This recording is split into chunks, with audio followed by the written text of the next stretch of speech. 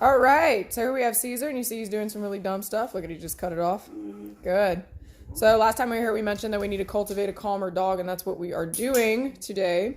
As you just saw, Taylor just signaled to him to do some eye contact. So we know that he knows sit, stay, down, but what we know that he doesn't know how to do is focus. He doesn't know how to chill out.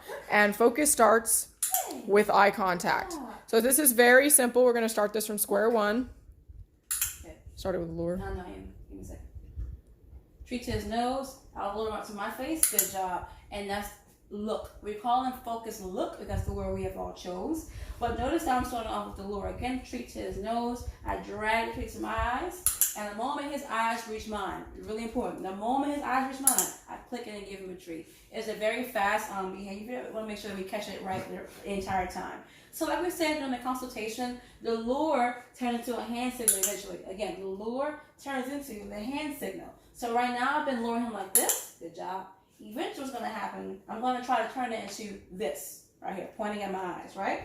So lure my hand. It's hidden right here. Look. Yes, good job. Oh, wait, give me 1 second and then click and then give me a treat. So the way I started this off at first was I did it immediately afterwards. Look, give him a treat. But I want to cultivate calmness, like I just said. I want to make sure he can hold that look for a few seconds. So as he goes along his training and as he gets better with just a basic look, I'm going to start adding time. You notice that for all the behaviors we teach him, we add time and try to build on it to see if he can actually hold it. If he can actually hold this behavior, then we know that we have some level of impulse control. Impulse control meaning that the dog is controlling the impulse to do something else. I hope that makes sense. So, for example, look.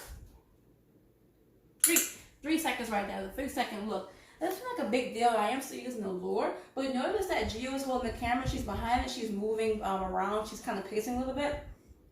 Look. Yes, good. He's actually looking away and looking in my eyes instead.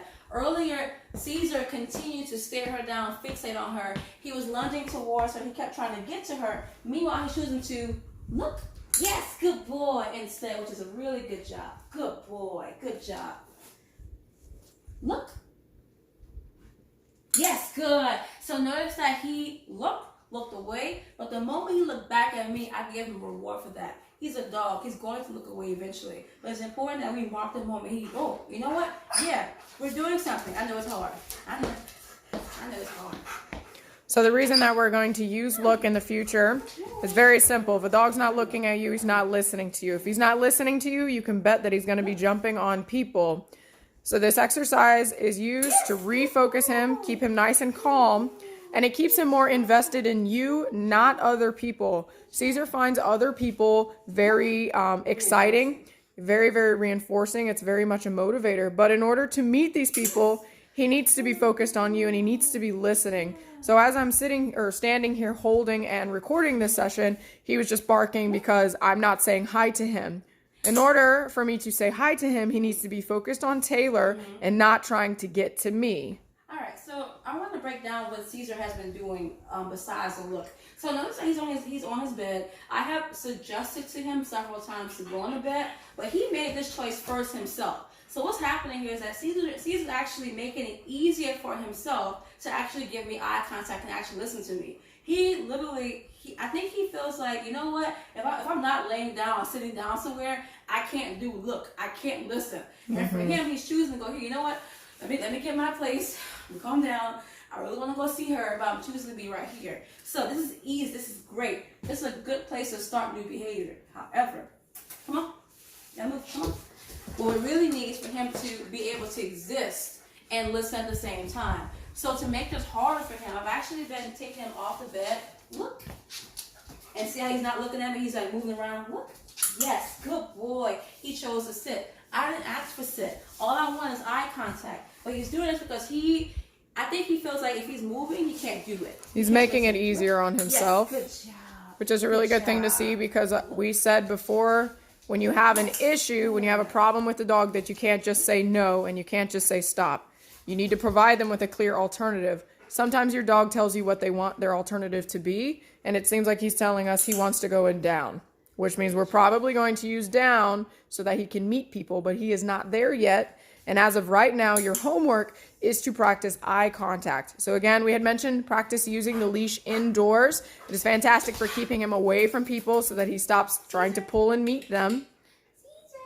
Yes, good boy. And you're going to use eye contact to refocus him.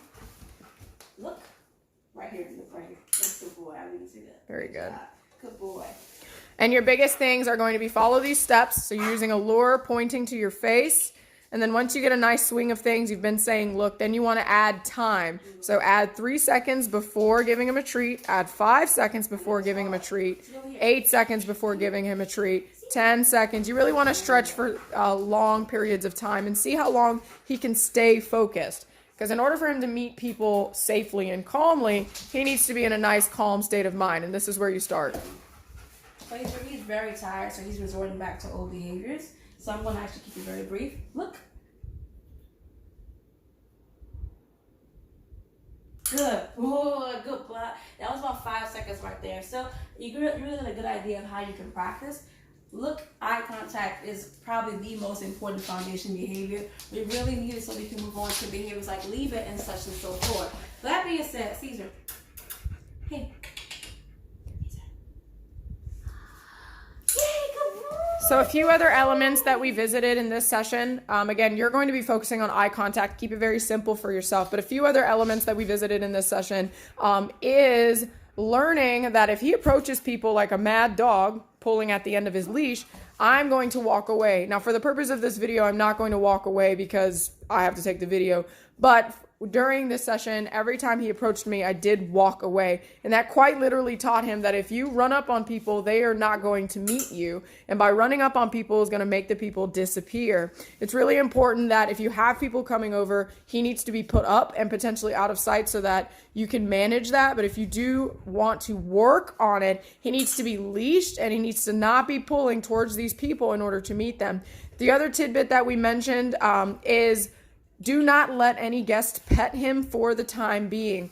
He exhibits a lot of overstimulation when he receives pets, which just lets us know that he is not ready to be petted by strangers because he has a tendency to follow it up with nipping, and that's very much a puppy behavior. So for the time being, he's only able to look at them. They're able to drop treats in his presence, but they cannot touch him, and we'll let you know when he is ready for that step. The other element that we are doing right now is earlier he was just pulling towards me. As you can see, I'm a lot closer, so I'm going to walk a little closer. And if he stays down, then I might actually say hi. I am going to pet him, but no one else will pet him. So you got up, and I'm going to walk away. Again, if you run up on me, I'm going to go away. Running up on people makes them go away. However, he can make the smart choice of either laying down, sitting down, and remaining calm, and I will say hi to him. This is where this alternative comes into play. I know. Yeah, looking. Oh, nope, that's not it. That's not it either. Nope. Come on this way. Nope. Sorry. And do it again. Try it next time. If he can't even look at me, I know he's not ready for her to pet him.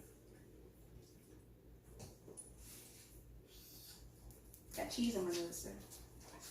Look. Yes. Good boy. Good And you can see there he was just messing up. Taylor's using focus or look to refocus him. Slowly. Look. And then we're going to work on meeting me. Okay, you can slide down. That's fine, buddy. That's a good choice. Good boy. Very good. Good job. Very good. Good Very job. good.